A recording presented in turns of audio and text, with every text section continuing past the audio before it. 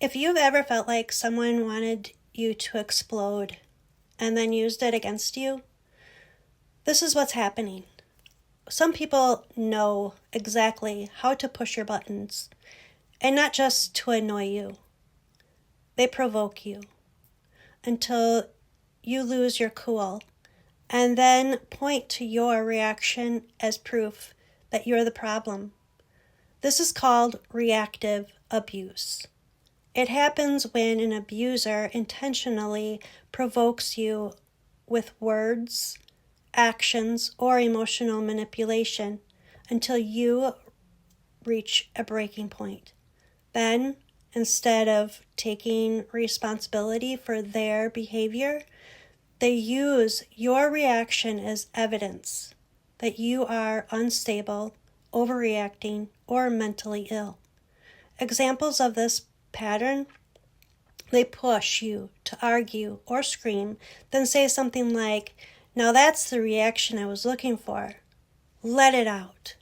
Later, they bring up the same incident and tell you it's proof of your mental health struggles, your anger, or that you're the one who's broken.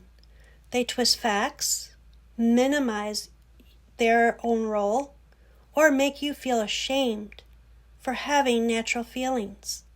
Over time, you start second-guessing yourself, worrying that maybe you really are the problem.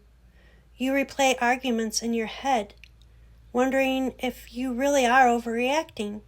Stick with me, because understanding this part can change how you see things, these situations.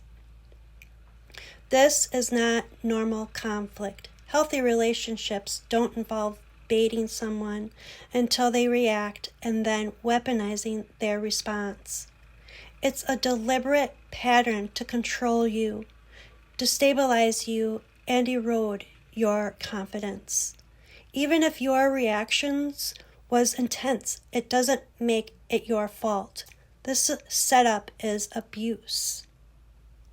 You might notice you leave conversations feeling guilty or embarrassed, even though you were provoked.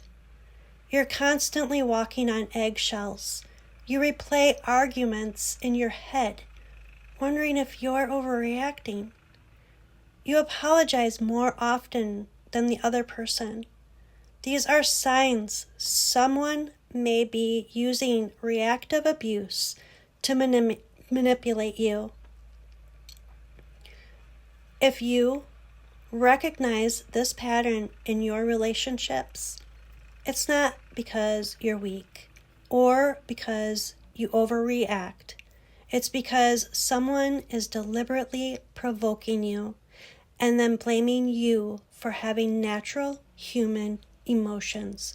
You deserve to be in a space where your feelings are valid and your conflict doesn't come with traps and punishments.